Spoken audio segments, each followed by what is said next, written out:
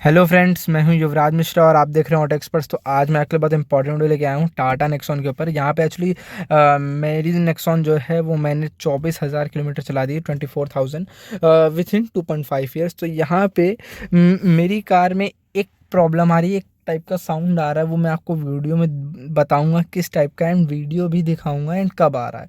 So video and तक देखिएगा। And अगर आपके में भी आ रहा है तो यार आप बताना आपने इसको कैसे सही किया। एंड अगर आपके में आ रहा है तो आप ये चीज़ रेक्टिफाई या एक बार चेक करवा लें किस वजह से आ रहा है, बिकॉज मैं अभी दिखाने जाऊंगा service centre.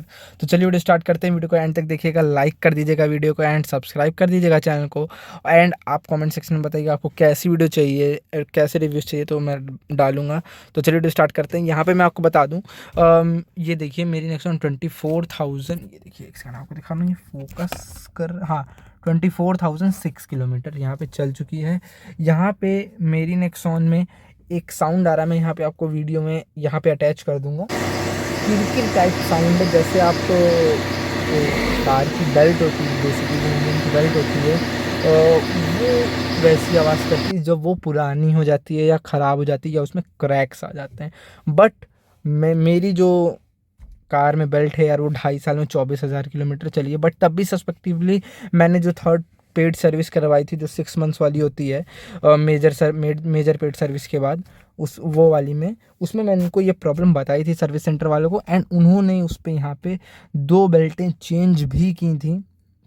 But after this, उसके बाद वो आवाज़ बेसिकली मैं सच बताऊँ और ज़्यादा बढ़ गई है और ज़्यादा हैवी हो गई। मतलब जब मैं इनिशियल में दिन का फर्स्ट स्टार्ट लेता हूँ कार का, तो आवाज़ आती है। मैं वीडियो पहले ही डाल दूंगा उसकी, कैसी आवाज़ है, किरकिर करके आवाज़ है। मैं आपको आगे खुद खोल के दिखा रहा हूँ कौन सी उन्होंने बेल्ट चेंज की है। तो चलते मैं आपको दिखाता हूँ बेल्ट उन्होंने कौन सी चेंज की है। एंड आपके में भी आ रहे तो बताइए।